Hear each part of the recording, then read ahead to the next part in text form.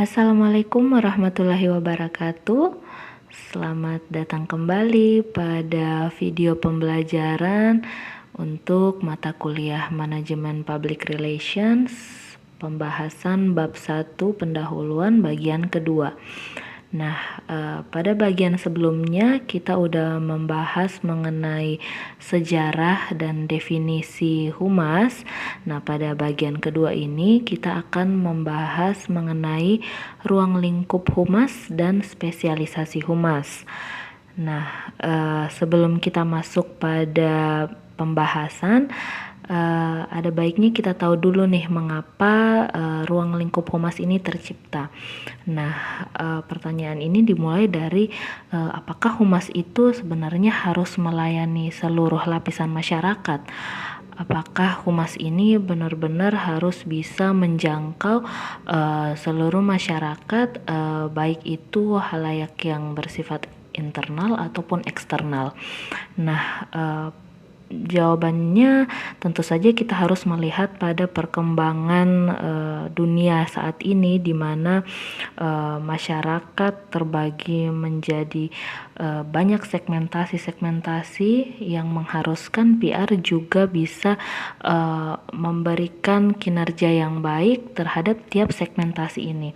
Nah, perlu ditegaskan bahwa kegiatan humas saat ini harus sudah diarahkan pada halayak yang terbatas atau pihak-pihak tertentu yang berbeda-beda dan masing-masing dengan cara yang berlainan pula.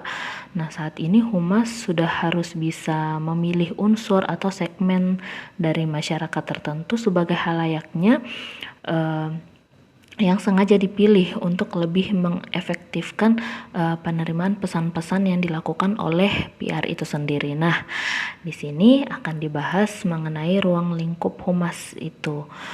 Oke, kita masuk pada ruang lingkup humas yang pertama. Itu ada di sini ada dua bagian, yaitu publisitas dan pemasaran. Nah, kita masuk pada pembagian publisitas. Publisitas di sini diartikan sebagai upaya orang atau organisasi agar kegiatannya diberitakan oleh media massa. Nah, dalam bahasa Inggris di sini disebutkan definisi bahwa publisitas adalah information from an outside source that is used by the media because the information has news value. It is uncontrolled method of placing message in the media because the source does not pay the media for placement. Jadi di sini dijelaskan bahwa publisitas adalah informasi yang berasal dari sumber luar yang digunakan media massa karena informasi itu memiliki nilai berita. Nah, publisitas ini merupakan metode yang tidak terkontrol atau tidak dapat dikontrol oleh humas dalam penempatan pesan dari media yang bersangkutan. Jadi di sini dapat kita lihat bahwa publisitas itu dia intinya tidak berbayar ya.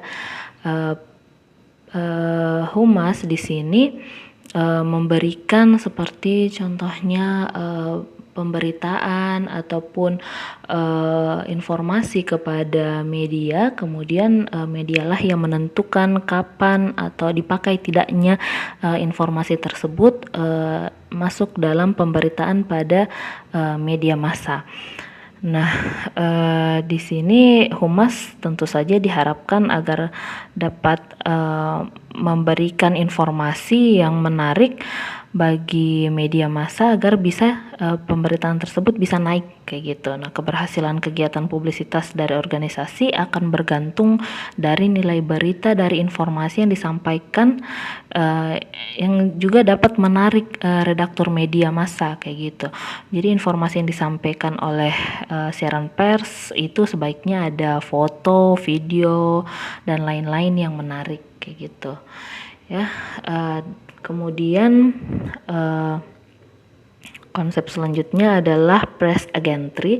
Jadi pekerjaan humas lainnya yang terkait dengan publisitas itu adalah press agentry, di mana dia merupakan suatu kegiatan yang menampilkan peristiwa atau rencana yang bertujuan untuk menarik perhatian media massa secara terus-menerus kepada seseorang, produk, atau organisasi. Nah, publisitas dan press agentry ini dibedakan karena walaupun mereka sama-sama memanfaatkan media massa tanpa harus membayar, press agentry ini tujuan utamanya itu sebenarnya lebih pada mendapatkan pemberitaan ataupun expose dari media massa. Sedangkan publisitas lebih pada upaya untuk membangun pengertian publik. Kalau press agentry itu biasanya digunakan oleh orang-orang ataupun perusahaan yang ingin mendapatkan ekspos ataupun diberitakan secara terus-menerus oleh media massa. Dan perlu diketahui bahwa press agentry ini tidak selalu terkait dengan berita-berita yang positif saja.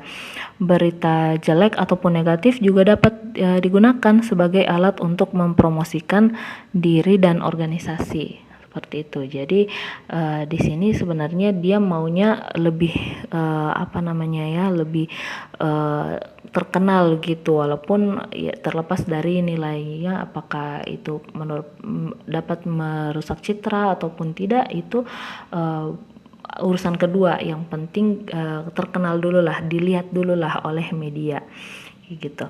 Nah, di sini press agentry ini dia lebih berpijak pada teori komunikasi massa, yaitu agenda setting yang menyatakan bahwa semakin sering seseorang atau suatu organisasi diberitakan media massa, maka orang atau organisasi itu menjadi semakin penting pula bagi masyarakat.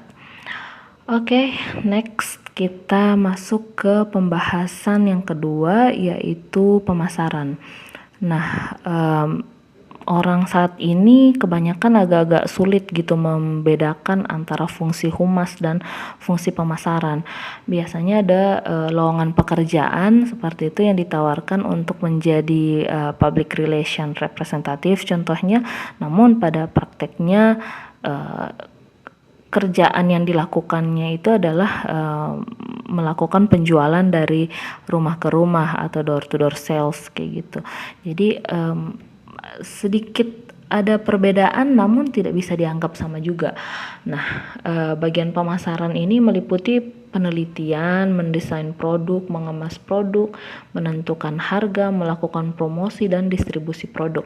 Kemudian tujuan pemasaran adalah untuk menarik dan memuaskan klien atau pelanggan dalam jangka panjang, dan tanggung jawabnya adalah membangun serta mempertahankan pasar dari produk perusahaan tersebut. Nah, dari konsep pemasaran ini sebenarnya banyak istilah-istilah yang bisa digunakan untuk mengidentifikasikan pemasaran ini. Nah, dalam perusahaan biasanya menggunakan kata marketing relations atau customer relations. Inti dari pekerjaan ini sebenarnya adalah proses hubungan antara perusahaan dengan pelanggannya, seperti itu. Nah, lanjut ke iklan. Iklan ini masih masuk bagian dari pemasaran. Jadi iklan ini merupakan alat juga yang sangat penting bagi pemasaran.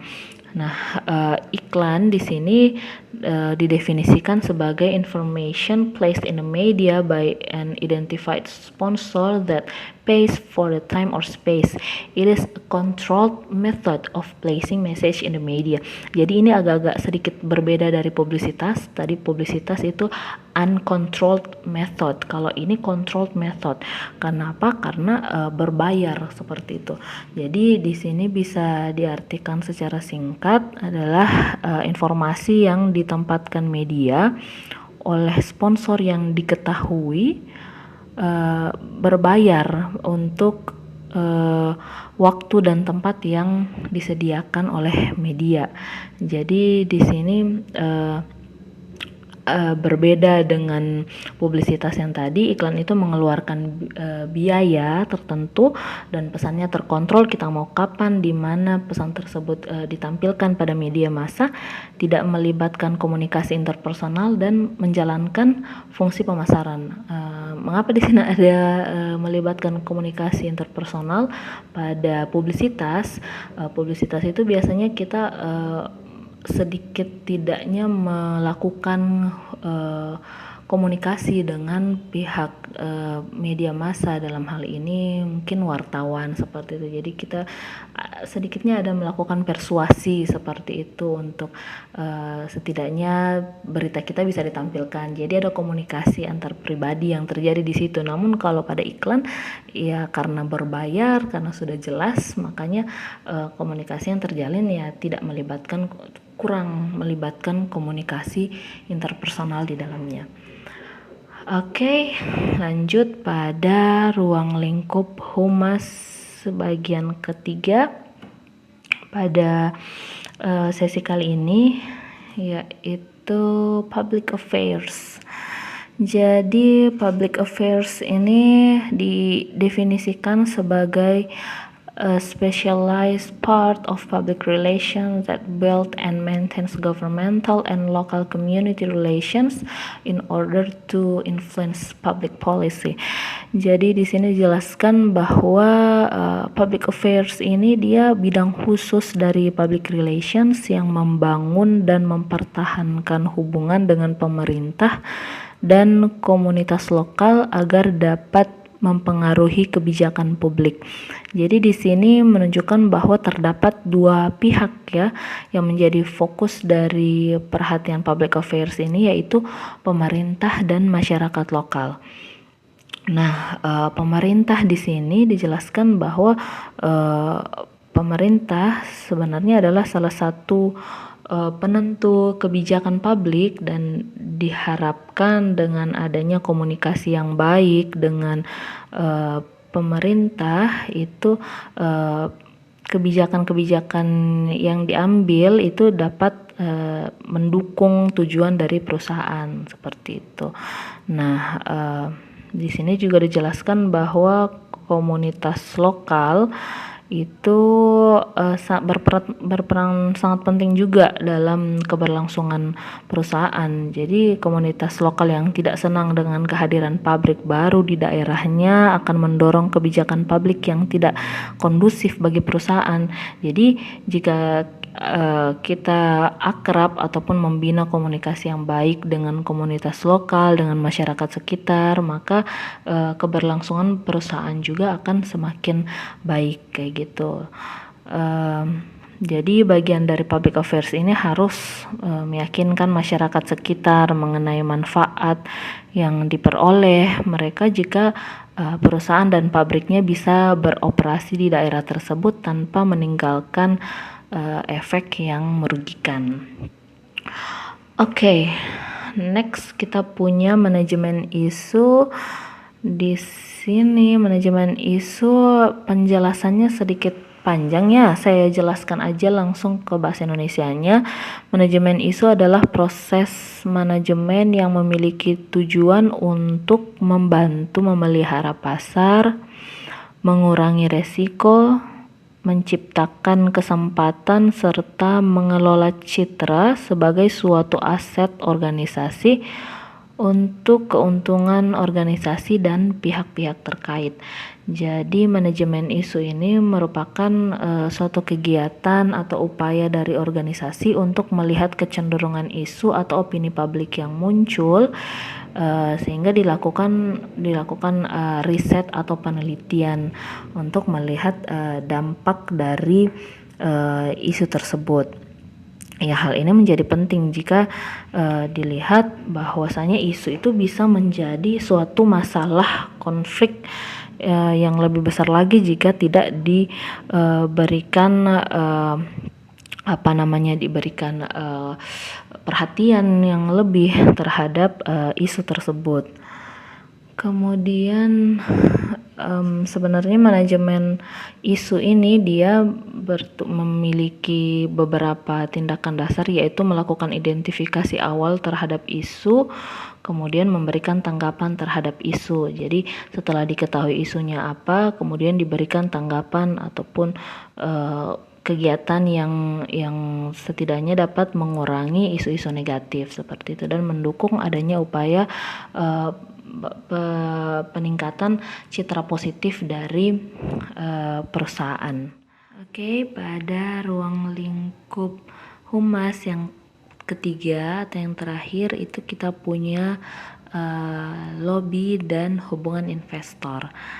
Nah, pada lobby ini didefinisikan lobby sebagai a specialized part of public relations that build and maintain relations with government and primarily for the purpose of influencing legislations and regulations. Jadi di sini lobby adalah bidang khusus humas yang membangun dan memelihara hubungan dengan pemerintah, utamanya untuk tujuan mempengaruhi peraturan dan perundang-undangan. Orang yang melakukan lobby itu biasanya disebut dengan lobbyis. Lobbyis ini merupakan profesi yang diakui di Amerika Serikat, khususnya oleh parlemen di negara tersebut. Bahkan konstitusi Amerika memberikan perlindungan bagi kelompok-kelompok masyarakat untuk melakukan lobby dengan parlemen atau pemerintah berkenan dengan rencana penyusunan suatu undang-undang baru. Seperti itu. Namun memang kegiatan lobby ini di Indonesia hingga tahun 2005 hukum yang mengatur mengenai lobby ini masih belum ada. Dalam proses pembentukan undang-undang di Indonesia, kegiatan lobby ini diartikan sebagai pertemuan khusus antara parpol yang ada di parlemen untuk mencari jalan keluar atas pembahasan undang-undang yang mengalami jalan buntu seperti itu. Ketiadaan undang-undang lobby ini menyebabkan masyarakat yang tidak puas terhadap suatu undang-undang baru hanya bisa mengeluarkan aspirasinya melalui unjuk rasa. Nah, selanjutnya kita punya hubungan investor yang terakhir di sini. Hubungan investor ini atau disebut dengan investor relations, bisa disingkat dengan IR.